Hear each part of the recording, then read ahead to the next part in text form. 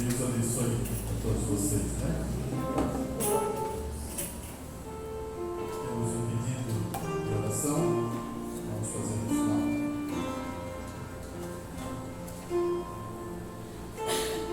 Hoje é um culto de Santa Ceia, onde relembramos o sacrifício de Jesus Cristo, que fez por nós, e que todos os cristãos possam ter isso em seus corações.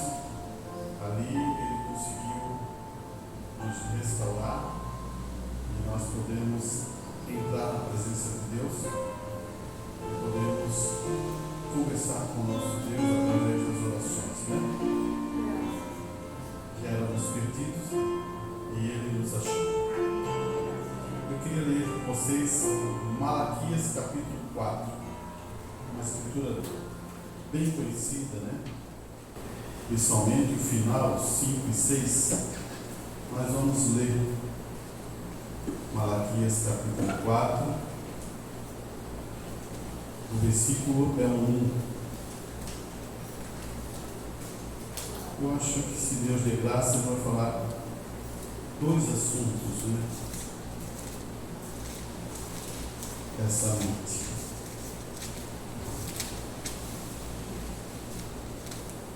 É o último livro do Velho Testamento. Amém? Então vamos. Porque eis que aquele dia vem ardendo como fornalha. Todos os soberbos e todos os que cometem impiedade serão como palha.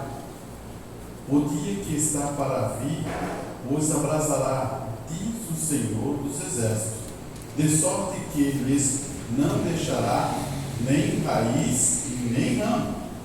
Mas para vós, os que temem o nome, os que temem o meu nome, nascerá o sol da justiça, e curará, a cura trará nas suas asas, e saireis e saltareis como o bezerro do cevador, e pisareis os ímpios, porque se farão cinza debaixo das plantas de vossos pés, naquele dia que estou preparando, diz o Senhor dos Exércitos.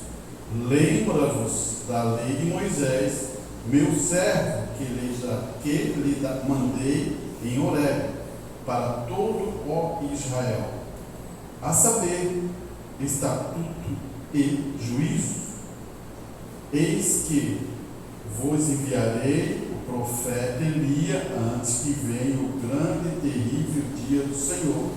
E ele converterá o coração dos pais aos filhos e os corações dos filhos aos seus pais, para que eu não venha e fira a terra com maldição. Feche seus olhos. Bondoso Deus, tu falasse através do profeta Malaquias, Pai, o que ia acontecer nesse grande e terrível dia do Senhor. Ajude-nós a podermos ter convicção dentro do nosso coração, porque aqueles que temem ao Senhor serão recebidos em bênção, serão protegidos sobre as asas do grande Deus poderoso. Por isso, essa noite, Senhor, que o Senhor possa conduzir todas as coisas, e tudo que vamos fazer aqui, Senhor, será para a honra e glória tua. Abençoa os teus filhos que puderam entrar por essas portas e derrama a bênção do poder da palavra sobre os seus corações. Peço isso a Deus, em nome do Senhor Jesus Cristo. Amém e amém. Poder sentar, meus irmãos. Quando você lê esse relato de Malaquias 4, você logo se lembra do capítulo 5 e 6, né?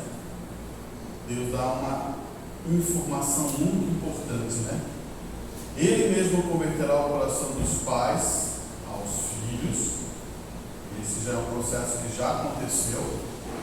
E converterá os corações dos filhos aos pais apostólicos. Esse é um processo que está sendo produzido dentro da noiva de Cristo.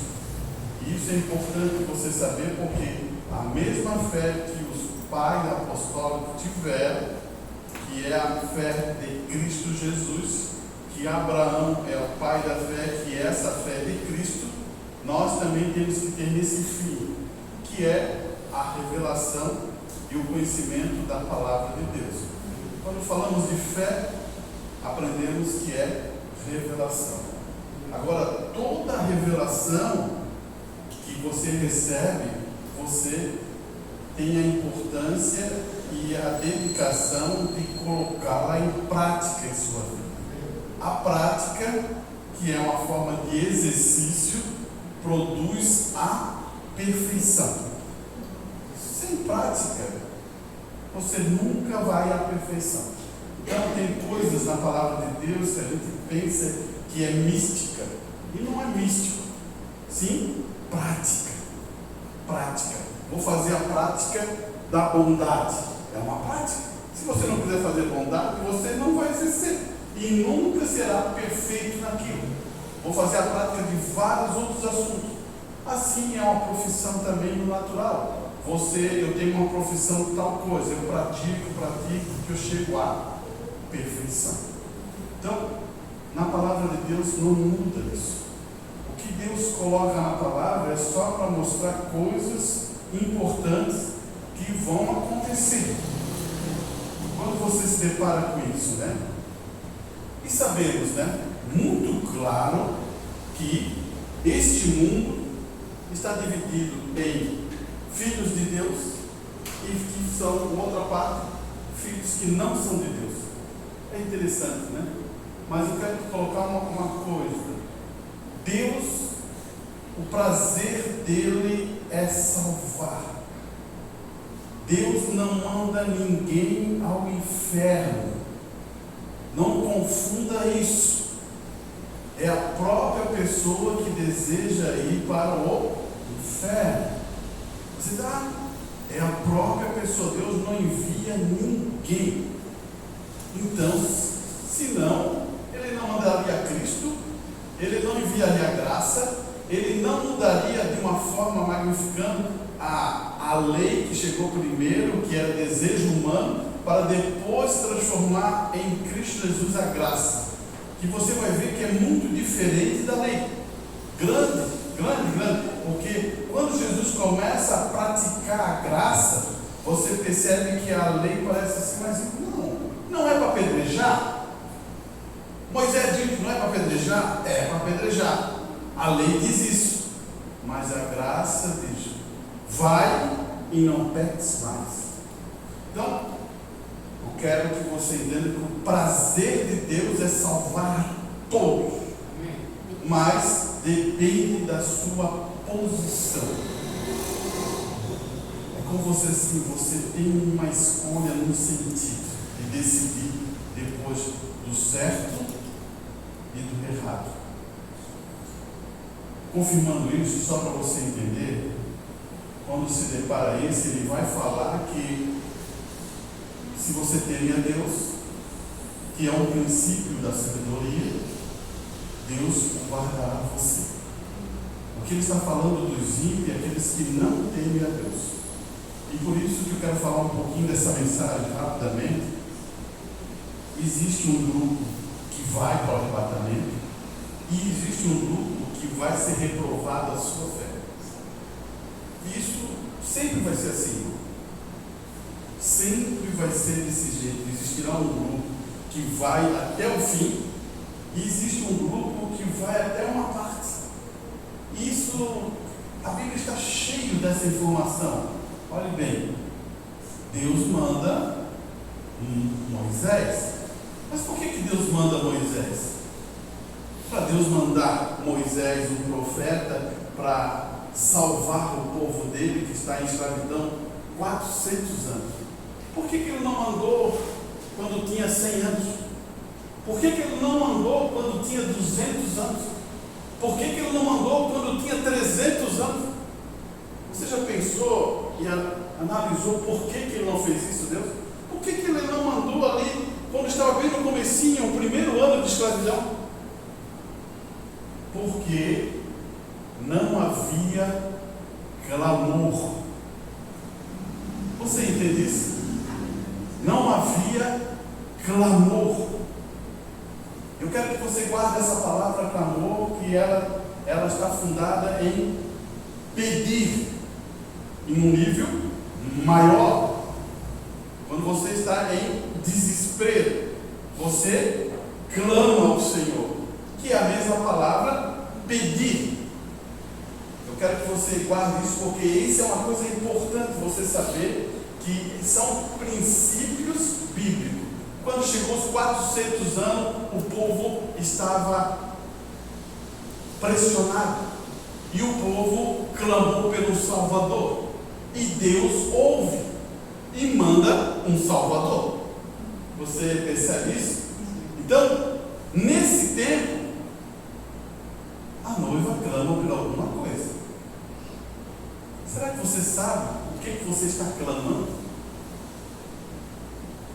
Talvez você estou clamando por uma casa nova, um carro novo na garagem. Vou dar uma ação para você. Quando você pedir a Deus, peça grande. Peça grande. Não peça pequeno. O que você acha assim, se fosse assim, ó? Uma virgem concederá. É pequeno isso? Já aconteceu isso? E muitas vezes, irmãos, o que a noiva está clamando? Porque o meu Bruno chega a falar uma mensagem assim, ó, aqui está Elias. Elias, você sabe que fez muitas manifestações. Ele desafiou os 400 profetas de Baal. Ele fez tantas coisas, né? Mas Elias simboliza Cristo. E o outro que acompanhou Elias simboliza a igreja. E você pensou uma coisa, quando ele está caminhando junto com Elias, Elias pergunta a ele o que ele quer.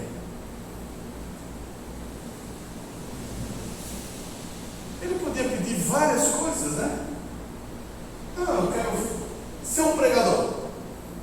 Eu quero acompanhar você nessa jornada, que é maravilhoso acompanhar vocês. Não. Ele pede grande. Ele pede uma duplicada. Maior do que Elias. Maior que o profeta que estava ali naquele dia. Você percebeu? O que você está pedindo?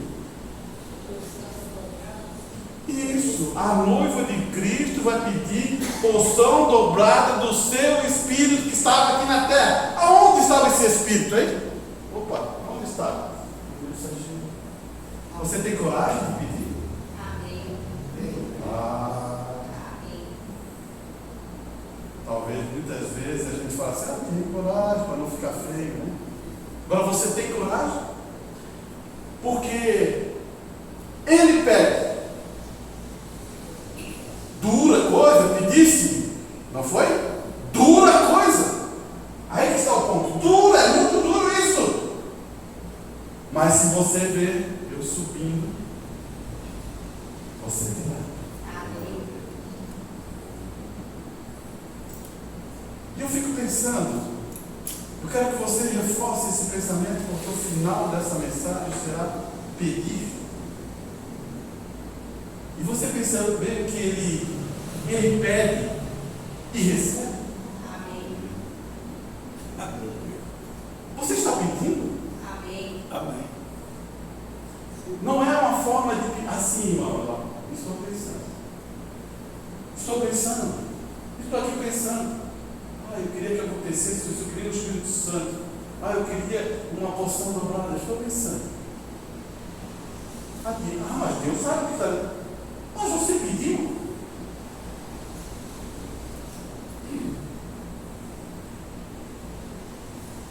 Eu quero que você encaixe isso no seu coração, que depois eu vou botar coisas importantes que estão dentro da Escritura, que são princípios bíblicos que nós não praticamos. esperamos. Porque tem fundamento. Você acha que Deus foge dos seus fundamentos? Ou Deus foge de sua palavra? Ela vai se tornar um pouco mais nova, essa Bíblia, agora, quando eu for lá finalizar isso para você. Mas antes eu quero colocar esse ponto. É o primeiro assunto que eu quero levar. Escute bem, o Umbanda vai falar assim, ó, a nossa fé não está madura. Intelectualmente estamos ouvindo a mensagem que Deus nos deu e vendo os sinais que Ele mostrou e provando isso pela Bíblia como tal. Mas como a igreja precisa permanecer em sua presença até que ela se acalme no coração. Como é que você está aí? Está agitado? Como é que você está? A pessoa de você está correndo? Parece que nada dá certo? Ou parece que as coisas estão assim? Qual o problema que está acontecendo dentro do teu coração? Entenda, irmão, um coração de um filho de Deus tem que estar em paz. Em todos os sentidos.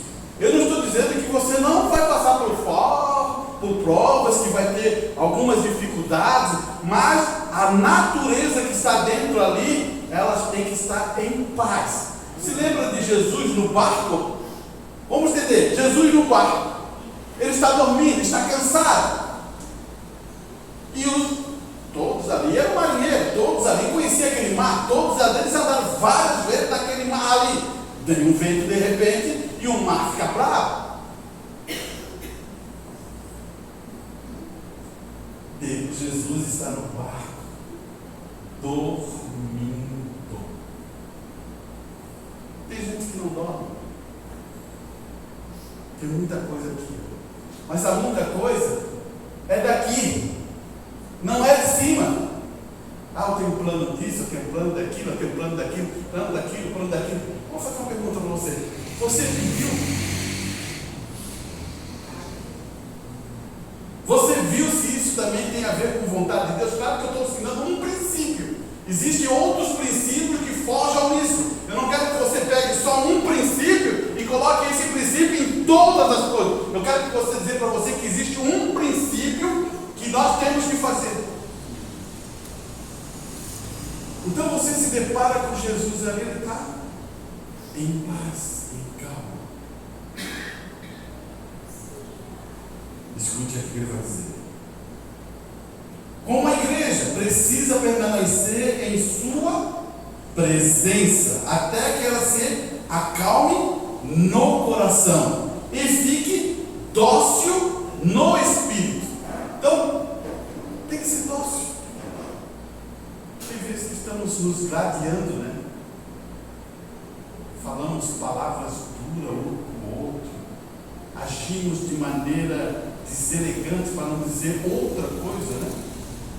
Não sabemos nos expressar, que é um papel que um filho de Deus já vem aprendendo, porque o próprio Pedro foi descoberto, porque ele diz, você estava com Jesus, porque você fala de acordo com ele, como ele. Mas parece que existe uma pressão no ar, né? E daí somos deselegantes, não esperamos, não escutamos, tomamos juízo antes, agimos afobadamente. Será que temos paz? Olha aqui. Às vezes, ao falar, agora meu irmão está colocando uma ideia, porque ele está ministrando, ele precisa mudar a igreja. Daí vai dizer, às vezes ao falar a mensagem, você fica duro. Tem que quebrar assim. Porque você tem que prender um prego para garantir. Mas quando a igreja uma vez recebe, os eleitos são chamados e separados. Irmãos, quando a igreja recebe a mensagem, vocês são parte da igreja, vocês recebem a mensagem, vocês vão se preparar para ser separados. Estranho? Ficou estranho ser separado? Então, na presença de Deus, vocês estão separados. Então, na presença de Deus, eu sei que será algo como o povo que estava lá quando ela teve o seu arrebatamento. Para nós ir para o arrebatamento, nós temos que estar o quê? Separados. Eu vou dar um exemplo para você que é interessante, até podemos ler, vou ver se eu marquei aqui.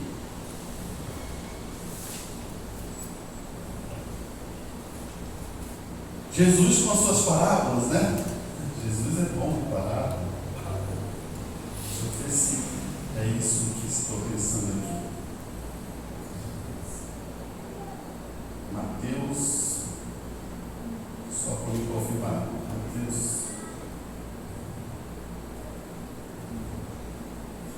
Mateus 13, 24. Escute bem a narrativa dessa parábola. Depois os discípulos perguntam: o que é isso? Por que você fala desse jeito?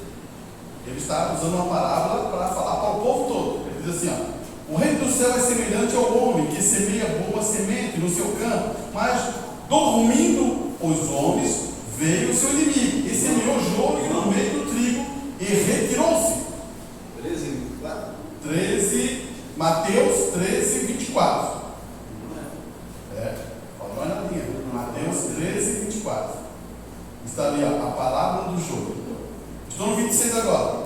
E quando a erva cresceu e frutificou, apareceu o joio. O pai de casa planta trigo. Ele dorme e o que acontece? Vem alguém e planta joio. E o servo do pai de família, indo ter com ele, disse: Senhor, não semeaste tu no teu campo boas sementes? Olha aqui, boas sementes. Por que tem então joio? Essa é a pergunta. Mas espera aí. Claro que a gente sabe que a palavra é Cristo, o Filho do Homem, derrama boa semente. Era para ter uma lavoura de trigo. Mas espera aí. Tem joio. O que acontece aí, irmão? Coloca isso como pessoas. Existe trigos como pessoas, existe joios como pessoas. Olha bem essa parábola. São sementes. Uma plantada de dia e a outra foi plantada escondida à noite. Agora, o problema é, como resolvo isso? Como você resolve como fazendeiro? As plantinhas estão nascendo, estão desse tamanhozinho assim, ó. Como você resolve? Olha só. E ele disse: um homem inimigo é quem fez isso. E os servos lhe disseram: querem, pois, que vamos arrancá-los? Os trabalhadores. Quer que a gente vá arrancar? Será que é bom?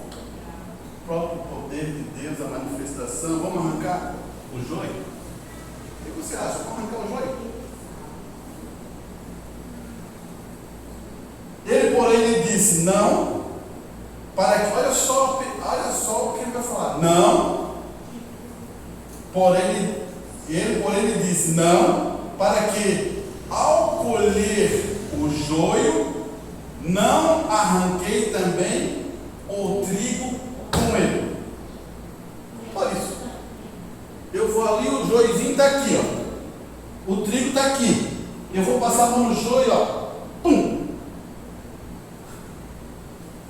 Como é que fez o trigo junto? A parábola diz que as raízes estão entrelaçadas. Sabe o que quando diz entrelaçadas? Sabe o que é? Amizade, afeto. E o triguezinho novo, ele não ainda está maduro para reconhecer o poder da palavra de separação. Ele é muito afetivo ainda. Sabia? Como se fosse assim, ó, Deus, olha só. Amém. Isso aqui, ele é um diabo. Foi escolhido 12, mais um é um diabo. É fácil dizer assim, né? Mas na hora que ele teve que olhar para as outras, ele falou assim: vai fazer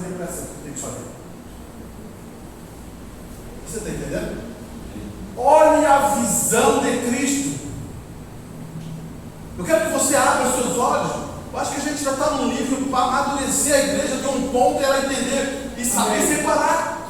Você sabe o que é trigo? Pelos seus frutos você vai conhecer. Você sabe o que é joio? Pelos seus frutos vai ser conhecido. Mas nesse padrão novo ainda não pode ser arrancado. Mas quando você olha e todos estão já maduros, daí existe um padrão. Olha aqui. Deixe crescer ambos juntos até a ceifa. Até a ceifa. Então, por ocasião da ceifa, direi ao ceifeiro: colhe primeiro o joio. Você já percebeu quem é que vai ser colhido primeiro? O joio. Ate em molhos para queimar, mas o trigo ajuntai no celeiro. Você começou a entender? Amém. Aqui está. Ele está falando de plantas. Não. Ele está falando de pessoas. Ele está falando de semente que está dentro do teu coração, se você é um trigo. Você percebeu? Ele está falando de ações. Ele está falando de condições que quando é pequenininho não dá, eles estão entrelaçados. Depois a raiz vai aprofundando de um filho de Deus. Ela vai aprofundando e vai entrando. Mesmo que arranque aquele, ele não vai sair porque ela está aprofundada na palavra. Amém. Glória a Deus. Quem separa? Não somos nós. Quem separa? É a palavra de Deus. Amém. Deus é um Deus separatista. Olha só, irmão. Olha, escute aqui, ó. Agora, lembre-se do que Gênesis diz no capítulo 1, quando Deus fala pela primeira vez, ocorre uma separação. A luz separa das trevas. É a primeira posição ali, a luz separa das trevas. Então, na próxima vez que Deus fala, ocorre outra separação. As águas de cima separam das águas de baixo. Então, na terceira vez que Deus fala, ocorre outra separação. Cada semente segundo sua espécie. Não é assim? Cada pássaro também, com a sua espécie, você vê ali, no verão chega as andorinhas, né? Vem todas as andorinhas. Era da mesma espécie, elas estão fazendo o verão, a primavera chegando, as andorinhas ali. Você vê um gavião, você vê outro pássaro junto com aquilo ali, não vê. Porque eles vêm naquele bando e eles se identificam com aquilo. Deus sempre separou as coisas. Nós que somos mal entendidos e não compreendemos muitas coisas. Olha aqui. Ele vai dizer assim, ó, em João capítulo 3, a gente pode ler. Se você quiser acompanhar, tá? João 3, 19 e 21. Vou ler essa parte depois. Ele vai dizer assim, ó. Aonde tem o mal, ele evita o quê? A luz.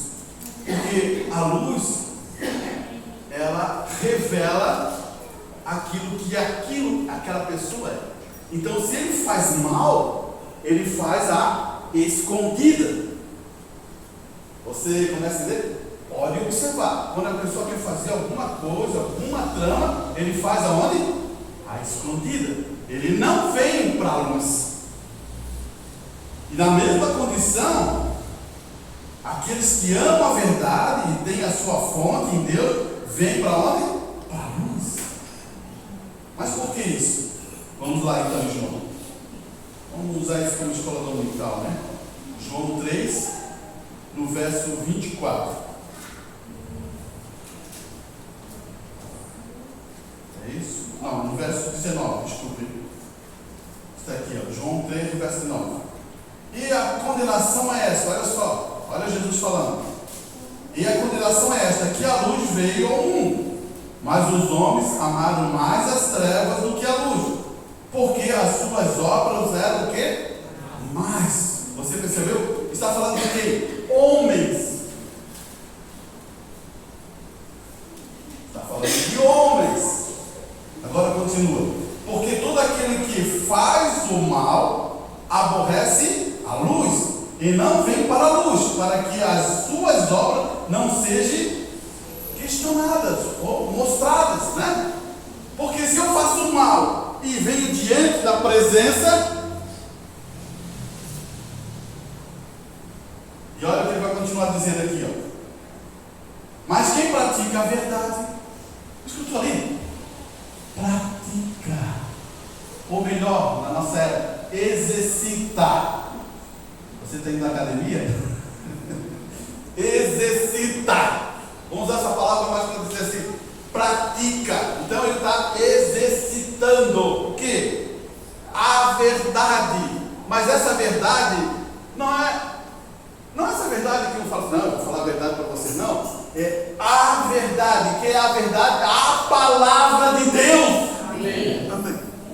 Você deve entender quando se fala de a verdade, é a palavra. Exercita-te na palavra. Amém. Vem para a luz, a fim de que suas obras sejam manifestas, porque são feitas em Deus. Você percebeu? A própria palavra, que é ali a verdade, se manifesta porque ela é feita em quem? Em Deus. Isso é importante você saber. Você já viu que a Bíblia, ela se liga? Você não precisa fazer trilha, ela vai se ligando uma com a outra. Por isso que o irmão Brando gostava de dizer assim: ó, se você ler um versículo e não ver Cristo ali, volte de novo e leia, porque Cristo está dentro daquele versículo. Amém. E isso é muito bom, irmão. Daí ele vai dizer assim, ó: separação no que diz respeito ao amadurecimento de nossa fé.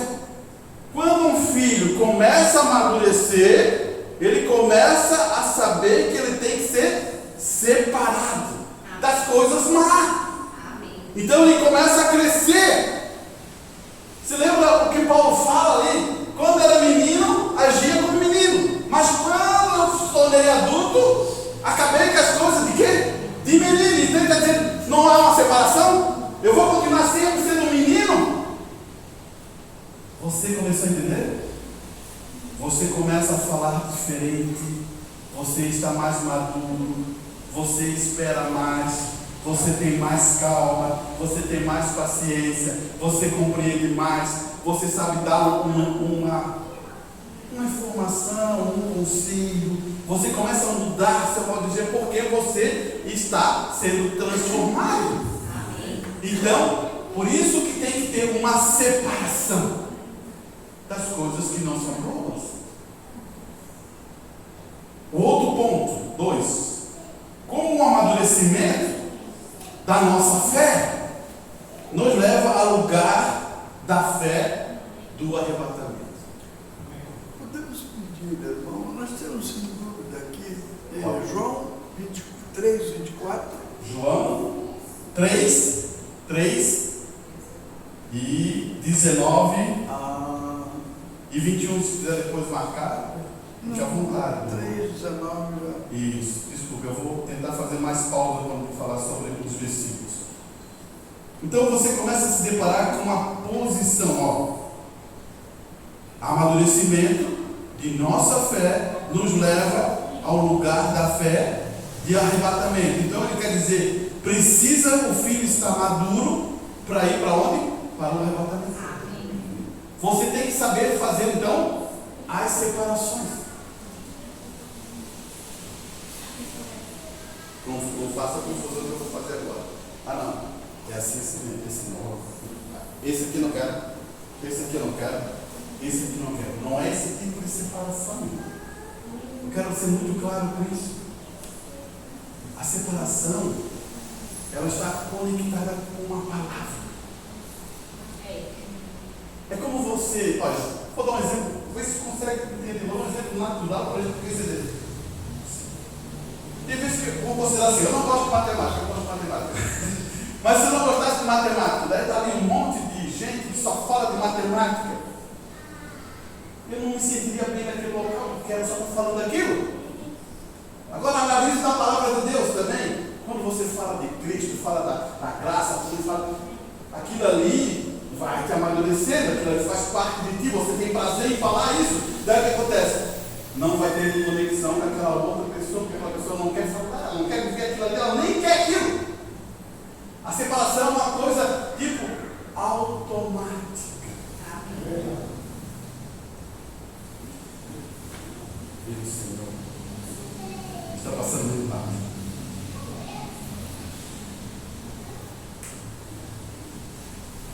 Vamos ler essa parte aqui que o irmão Lama fala, só para a gente entender o assunto aqui. Ele vai falar assim, ó, os ungidos do fim do tempo. Ele vai dizer assim, ó, sempre aprendendo. Olha só, isso está na Bíblia, isso é o que a Bíblia fala. Sempre estão aprendendo, nunca capazes de chegar ao conhecimento da verdade. Então, a verdade tem um conhecimento para você chegar.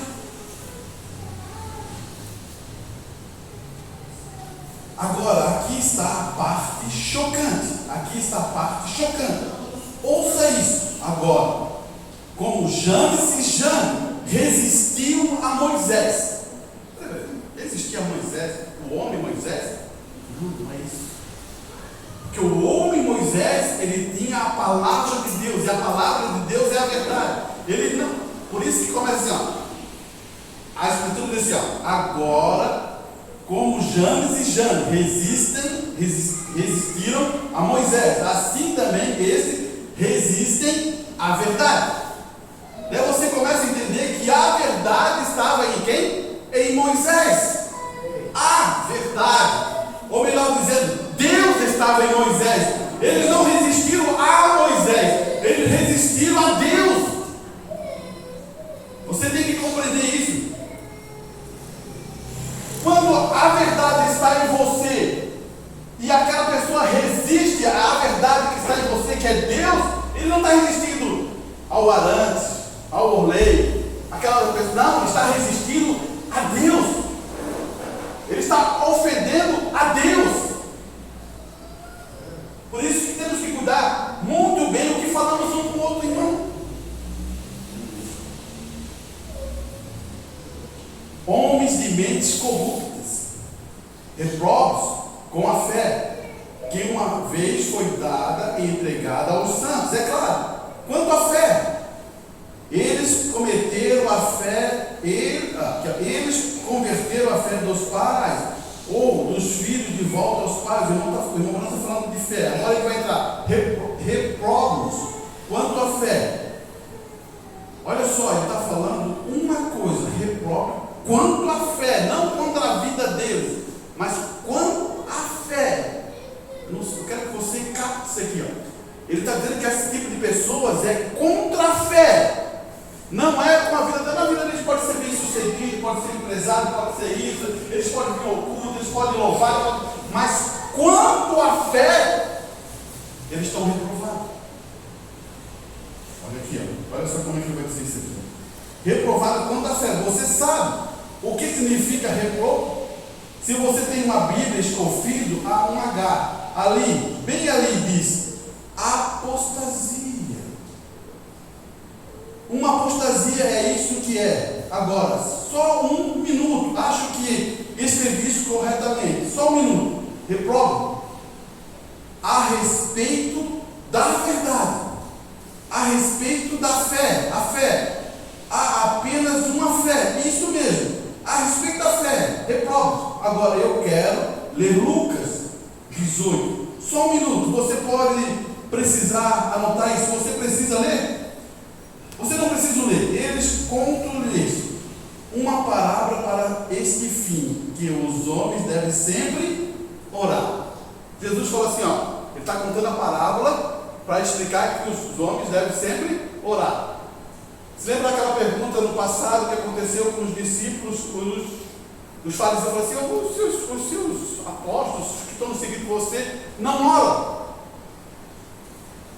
Daí ele fala assim, quando o noivo está junto com eles, eles não precisam orar. Mas quando o noivo for embora, eles vão precisar orar. Daí você começa a entender, Jesus estava com ele, andando com ele, para que eles vão precisar orar? Não precisava. Mas quando ele saiu, vai precisar. Por isso que a Escritura está afirmando, né? Os homens devem sempre orar. Jesus vai abrir a parábola. E o irmão Bruno vai usar a parábola para abrir isso aqui. Olha só o que ele vai dizer. Havia uma cidade e um juiz, grave nisso, estamos falando de oração, que não temia Deus e não respeitava o homem.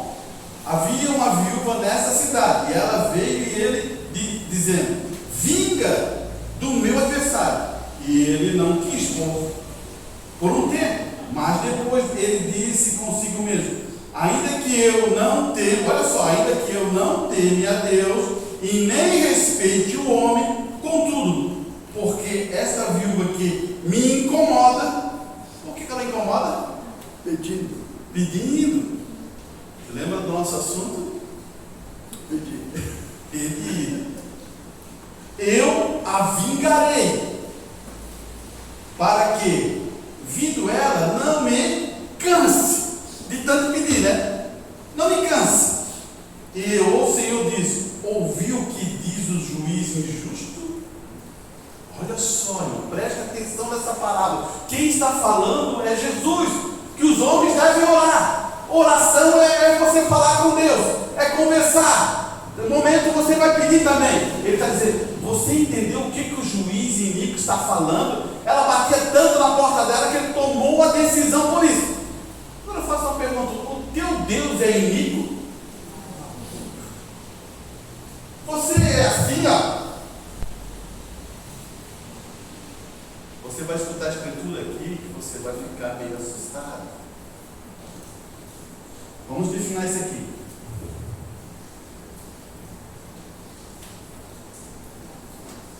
Olhe bem o que ele vai dizer aqui. Porque esta viúva me incomoda, e eu vingarei para que, por vindo ela, não me canse. E o Senhor diz: ouviu o que diz o juiz injusto? E Deus não fará justiça aos seus eleitos que clamam de dia e de noite, ainda que os demore? A pergunta, essa é uma pergunta, não que Deus demore. Digo-vos que depressa o fareis justiça, com tudo que vier. Olha só, onde que ele vai entrar com a escritura de novo, irmão? Olha só, contudo, quando vier o Filho do Homem, porventura encontrará fé na terra? Sabe o que ele está querendo dizer? Você pede, você clama. Porque se você não pede e você não clama, você está me dizendo que você não tem fé, que o teu Deus não presta, que o teu Deus não vai fazer nada por você, e você desistiu de pedir.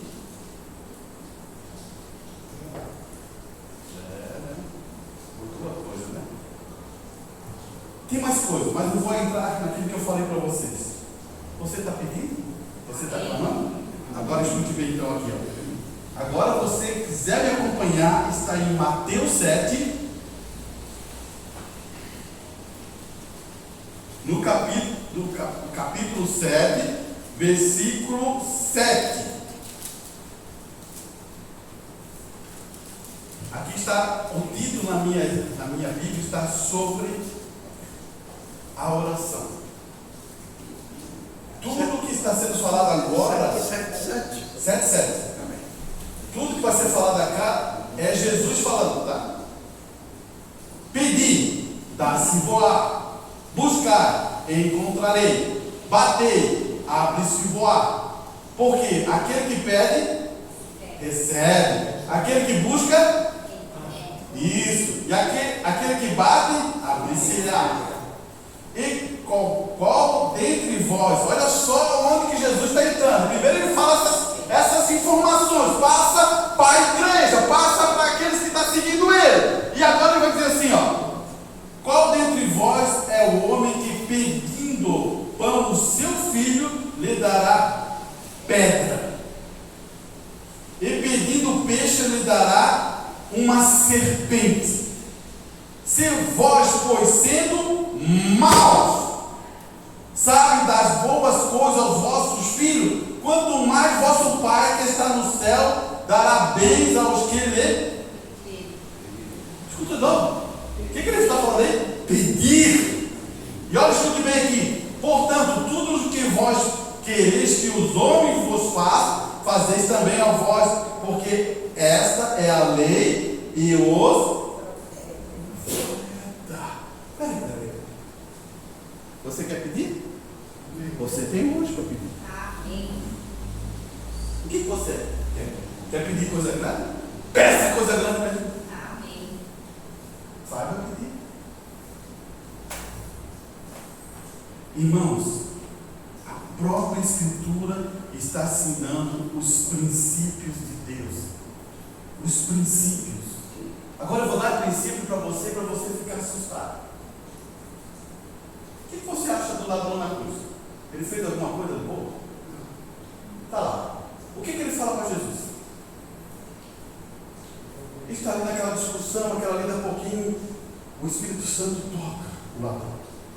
Ele olha assim: esse homem não fez nada de errado. Nós dois fizemos. Você não teme a Deus não falando esses mal? Olha só, olha a inspiração como é que muda. E o ladrão começa a falar, ele se arrepende daquela situação que ele está. E ele agora vai dizer assim: ó, Senhor, lembra de mim. Ele não está pedindo? Amém. O que ele fala, Jesus? Hoje mesmo estarás comigo. Aonde? O que ele fez? Que obra que ele fez? Ladrão. O que ele fez? Ele se arrependeu ali na cruz, você pode ver muito claro. E o que ele pediu? Ele pediu. E Deus falou assim: ó, hoje mesmo estarás comigo. Aleluia. Daí você diz assim: não é mais ou menos. Então eu vou te mostrar outra coisa que Deus faz, que Jesus faz, e você vai ficar assim: não pode isso. Você conhece quando Jesus vai em Gadara, aonde tinha endemoniados? Não é só um endemoniado, existia 2 endemoniados lá, mas ele pegou um. E diz a Escritura que ali existia uma legião de demônios sobre essa pessoa, né? E quando Jesus chega em Gadara, a primeira coisa é esse homem chega e os espíritos do diabo que estavam dentro deles, os demônios que estão dentro daquele homem, falam assim: chegou adiantado, não é no tempo da... Quando a gente... Ele está dizendo: não manda a gente para o inferno, não manda a gente para o inferno. Manda a gente, podemos entrar ali naquela manada de porcos. Jesus falou assim: ó, pode. O que os demônios falaram? O que os mundanos usaram? O princípio. Eles pediram. Os próprios, e Jesus disse para eles: pode entrar. E você que é um cristão, que é filho de Deus, o teu pai é o Deus, você tem medo de pedir, né? Você tem medo de pedir. Agora eu vou dizer um outro princípio que tem na Bíblia: se o teu coração não te condena, você pode pedir. Não é assim, ó. Eu vou usar isso como uma brincadeira. Eu preciso dizer assim. Preciso assim. Eu preciso aqui. Um amor, posso dar um beijo? Você percebeu uma coisa aqui? Está só na minha mente. Agora, quando eu peço um beijo para ela, mudou tudo. Há um princípio. Você entendeu? Os princípios estão fundados na palavra de Deus, irmão. Eu estou dando uma amostra para você entender. Você fala com um irmão, fala assim: irmão, me dá um abraço. Ele escutou, então ele vai dar-te um abraço. Agora, se eu fico pensando, eu queria que aquele irmão me desse um abraço, você vai embora e talvez aquele irmão não dê um abraço em você. Você entendeu, irmão? Deus trabalha por princípios. Deus quer que você peça, ou melhor, que você clame. Amém. Você vai ver em toda a Bíblia esse princípio fundado. Todo. Se ele ouviu, olha só, é isso que eu fico pensando. Se ele ouviu os demônios e mandou eles pediram para entrar nos porcos, então entra. Ele ouviu Jesus, já pensasse. Ele dizia assim: não, o que Jesus podia fazer? Vai para o inferno, vocês demônios. Não é? Ele tinha todo o poder, Então entra. E agora nós? Você vale mais que os demônios? Muito mais. Vocês são as meninas dos olhos de Deus. Você tem que entender. Então a gente tem que aprender os princípios para podermos viver a vida firmada. Porque esses princípios, lá atrás, através dos nossos pais apostólicos, eles sabiam. Tanto que o próprio João, depois de amadurecido, ele sabe o que está falando. Se você errou, se você fracassou, saiba que existe um advogado chamado Jesus Cristo, que é advogado e juiz. Você não vai perder a causa, porque ele é advogado e no mesmo tempo ele é juiz. Amém. Então, ele sabia dos princípios. Por isso que Tiago, quando você se entra naquela situação, você vai começar a entender que o Tiago diz assim: mostra a tua fé, que eu mostro as minhas obras. Peça, porque se ficar aqui, ela está morta, ela não tem ação. Quando você abre a boca, vai dizer: Senhor, eu quero uma porção dobrada do Espírito Santo em minha vida. Eu quero essa porção. Porque esse é o que é o pedido da noiva de Cristo. Porque esse é o tempo de nós clamar e pedir. Que encha-nos com todo o Espírito Santo. Eu quero essa porção. Porque tu falaste que isso está escrito. Isso é a verdade.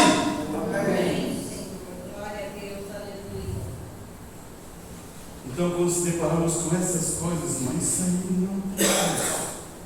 E você vai pensar que é só no Evangelho? Não, tem em Lucas também 11, 9, a mesma coisa. Os princípios estão ali. Está em João, estão ali os princípios. Os princípios estão guardados. O que você quer? Olha só aqui, ó. Olha o homem da era, o profeta da era. Escute bem. Aqui está aqui, ó. A sua irmã na cadeira de roda, você pode pedir isso. Você é pobre, peça $1 milhão, vai cair do céu. Não, eu quero os meus filhos, meus 2 filhos. De novo, o princípio, irmão. Você entendeu? O princípio está ali de novo. Por isso que devemos tomar a palavra como ela é. Não duvide. Porque daí ele explica, quando você duvida, é como aquele mar, né? Você lembra, né? Que ele vai dizendo, não duvide, você tomou, espere que você vai receber. O problema é quando você diz assim, não, eu vou pedir esse princípio, eu vou tomar essa posição. Daí você pede o princípio, eu sabia que não ia dar. Nem comece. Porque Abraão já me ensinou, o pai da fé nos explicou, cada vez mais que passar o tempo, vai ser melhor. Vai ser mais poderoso. Vai ser com certeza. Porque há um princípio ali dentro. E quem coloca isso, irmão, não somos nós. É o próprio Deus. Vá para casa e lê todas as histórias de Jesus, as parábolas, quando aquelas mulheres pedem para ele. Olha só, Maria, lembra aí? Maria chega ali e a festa está começando. É uma festa de casamento. É uma semana. Não é um dia não. É uma semana de festa. É uma semana de festa. É festa mesmo. É para se alegrar. Hoje em dia parece que as pessoas, os cristãos mudaram muito isso, né? Festa é para se alegrar. Eu estou alegrado pelo quê? Pelo noivo. Eu estou alegrado por quê? Pela noiva. Eu estou alegrado por quê? Por causa do casamento. Eles estão se unindo. Vai ser uma família. É para se alegrar. É felicidade. Que a veste, daí o noivo dá a veste, não gasta com nada, né? Quem vai dar a veste é que o noivo vai pagar. As vestes é tudo do noivo. É isso, verdade? Pega aqui a tua veste, é a mesma que é dessa aqui. Ninguém vai ficar mais bonitinho que o noivo, ninguém vai ficar mais bonita que a noiva, porque é para eles brilhar. É isso. Essa é o casamento, essa é a estrutura, irmão. Então agora olha só, acabou o vinho. Já deve estar passando alguns dias. Acabou o vinho. Maria sabia sabia o princípio. Foi direto a Jesus e pediu para ele. Ele vai dizer assim: Maria, o que eu tenho aqui? Não vim. Ela está querendo dizer: eu não vim para isso. Mas ela pede. E ela ainda diverte os outros. Faça de acordo com ele pede. Olha o princípio fundado novamente, irmão. E aí a água é transformada em vinho. Você vai procurar. Depois você me conta. Procure. Se os princípios não estão ali. Ela sabia que ele podia fazer isso. E hoje, quem está aqui? Por isso que eu estou dizendo, você sabe quem está aqui? A presença de Deus. Você sabe quem está aqui? É aí que é o problema. Quando você nem sabe da presença de Deus. Amém? Feche os teus olhos para fazer uma pequena oração. Bondoso Deus, como precisamos de Ti, Senhor. Mas nos últimos dias haveria luz, e a luz amadureceria a Tua igreja eterna, Senhor. Temos que crescermos, temos que se tornar maduro. E só existe uma madureira, Pai, é estar na presença de Cristo. Ele é o sol da justiça. É igual ao natural, o próprio sol amadurece o fruto. E aqui queremos estar diante da presença de Cristo para o fruto ser maduro, Pai. Abençoa e nos ajude nessa jornada. Agora vamos cumprir o que Tu deixaste nesse livro, Pai. E que possamos passar pelo companheirismo, a comunhão e a Santa Ceia essa noite, no nome santo do Senhor Jesus Cristo.